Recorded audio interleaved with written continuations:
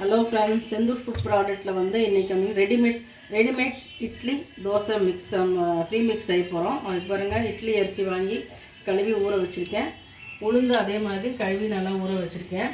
இதை வந்து நம்ம வெயிலில் காய வச்சு எடுத்து நம்ம பொடி பண்ணி வச்சுக்கலாம். அடுத்தது பார்த்திங்கனாக்கா, நம்ம குதிரைவாலி சாமை இந்த மாதிரி சிறுதானியம் ரெடிமிக்ஸ் பொங்கல் பண்ணிகிட்ருக்கோம். இதை எப்படி செய்யுதுன்னு காட்டுறேன் உங்களுக்கு.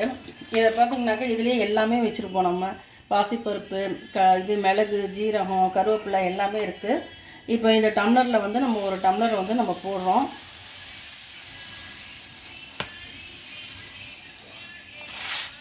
இதில் நீங்கள் ஒரு டம்ளர் போட்டிங்கன்னா ஒரு 4 டம்ளர் இல்லைன்னா 3.5 டம்ளர் தண்ணி ஊற்றி ஒரு 5-6 விசில் விட்டிங்கனாக்கா, ஒரு விசில் விட்டுட்டு சிம்மில் வச்சு ஒரு 3-4 விசில் விட்டிங்கனாக்கா நம்மளுக்கு பொங்கல் ரெடி ஆகிடும்.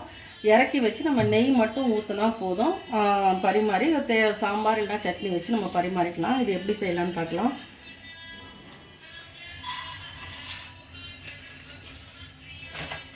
இப்போ இதில் வந்து நான் வந்து ஒரு டம்ளர் வந்து போட்டிருக்கேன்.